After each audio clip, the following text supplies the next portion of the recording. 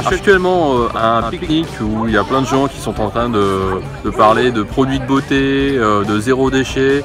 Et ça se trouve à Nantes et donc j'ai rencontré des gens qui ont voyagé au moins dans un pays lointain.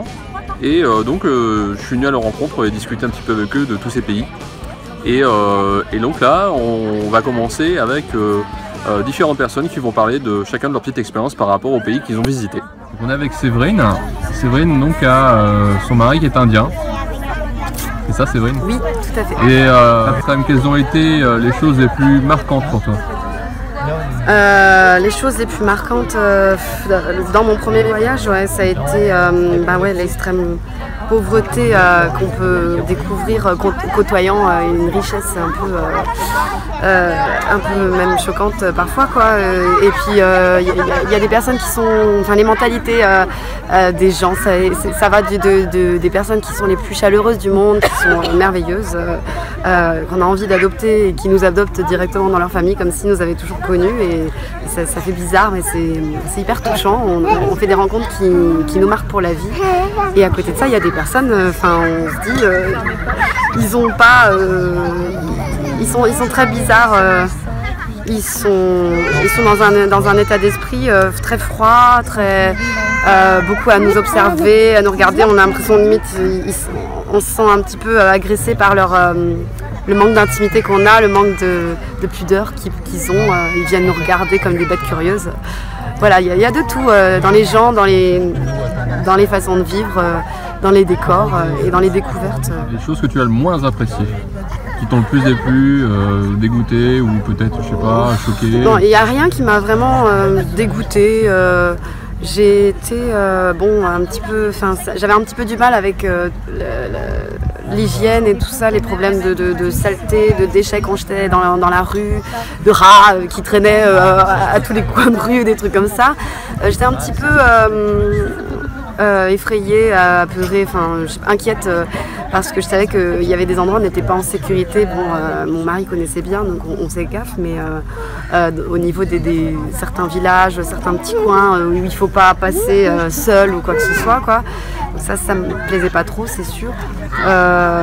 Et puis après, voilà, le côté un peu intoxication alimentaire, faut partir avec sa réserve de smecta dans la valise, quoi. La première fois que je suis tombée malade, c'était en allant dans un resto français. C'est très ironique, mais j'ai mangé du bœuf et en fait c'est un peu impropre ça a beau être tout ce qu'il faut au niveau hygiène, c'est un peu la viande qui est impropre à la consommation là-bas. Mais à la fin j'ai bu on me disait toujours de jamais boire l'eau. J'ai toujours refusé l'eau qu'on me proposait. On va chez tout le monde, il fait une chaleur torride et faut pas boire le verre d'eau qu'on nous offre systématiquement. C'est un petit peu contraignant, mais je crois que j'ai dû boire un verre de sirop 2-3 jours avant de partir. Et j'étais la fin de mon séjour complètement malade. Tes conseils à une personne qui va pour la première fois en Inde? Je pense qu'il faut avoir des bonnes adresses, avoir peut-être des contacts sur place, des gens à qui on sait qu'on peut se fier pour voyager de façon sécurisée. Moi, aller à Pondichéry, qui est la ville, le point d'accueil que nous on a, et les visiter Auroville. Et voilà, bien s'organiser. Et si on n'a pas de contact, comment on fait? On part sur place, après ça dépend où, mais encore une fois, si on part sur Pondichéry, les gens sont tellement ouverts au contact. Il y a des personnes qui parlent français, il y en a beaucoup, sinon tout le monde parle quasiment anglais, alors qu'il y a des coins en Inde où, là même en anglais, c'est très difficile de se faire comprendre et d'échanger. Et même mon mari qui est indien, il ne connaît pas les dialectes locaux parce qu'il y en a des dizaines et même des centaines, quoi. Donc c'est moins pratique. Donc aller dans peut-être des endroits plus... Bon, après il y a les guides de retard ou quoi pour bien s'organiser, mais aller dans des endroits où on a des contacts faciles, les gens sont super accueillants et c'est très facile de vite se faire conseiller, accompagner dans notre voyage là-bas. Est-ce que tu conseilles de se faire vacciner avant de partir ou pas?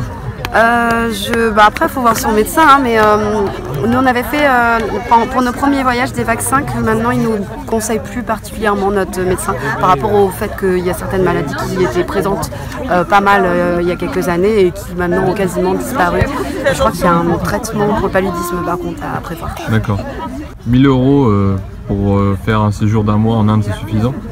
Oui, c'est possible, ouais, je pense. En mode sac à dos. Il y a un billet d'avion inclus. Non, hors billet d'avion. Hors billet d'avion, bah oui, c'est large. Ouais. Ça, parce que c'est pas, tout n'est pas excessif. Hein. Parce qu'en fait, on mange, on fait 3 repas par jour pour combien à peu près là-bas? Je pourrais pas te dire le budget moyen parce qu'en plus ça évolue pas mal.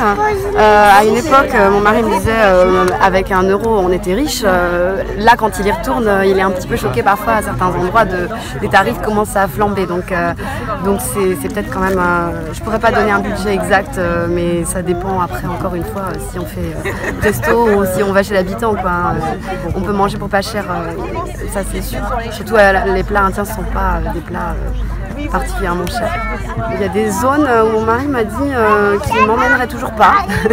Je crois que c'est le côté Cachemire et tout ça, où là il y a un peu guerre civile, enfin ça craint encore un peu. Il y a des conflits très souvent. Donc du coup là pour le moment j'ai pas encore eu le droit d'aller faire visiter ces coins-là. Il y a plein d'endroits que j'ai pas visité du tout. C'est immense, l'Inde ça fait je crois 5 ou 6 fois la France. Donc forcément on n'a pas assez d'une vie pour tout visiter quoi. Okay. Bah, je te remercie en tout cas Séverine. Merci pour rien. Au revoir. Voilà, je tiens à remercier Anna qui est une coach surfeuse qui m'a contacté et qui m'a demandé si je pouvais l'héberger comme ça rapidement à la dernière minute. Ça s'est fait rapidement, je lui ai dit oui, tu peux venir, il n'y a pas de souci. Je suis tout seul ce week-end, tranquille, et du coup elle m'a emmené ici dans ce pique-nique, 0 déchet que vous avez pu découvrir en images. Je tiens à remercier tous les gens qui ont répondu à mes questions et qui sont aussi des bons voyageurs, vous avez pu l'entendre. Certains sont spécialisés sur certains pays puisqu'ils y vont régulièrement. Et puis il y a aussi ceux qui m'ont répondu hors caméra puisque forcément ils étaient plutôt timides, ça je peux comprendre, donc plutôt envie de répondre hors caméra. Ça a été des super conversations et vraiment très enrichissant de discuter avec vous tous. Je remercie aussi Laetitia de m'avoir fait découvrir son univers, parce que c'est quand même sympa de découvrir ce blog, et voilà, je vous recommande d'aller faire un petit tour si vous ne connaissez pas. Voilà, je vais mettre l'adresse juste en bas sur cette vidéo. Je vous fais tout plein de gros bisous et passez un bel été. Et j'ai manqué la télé, du coup je pense qu'ils vont faire un petit...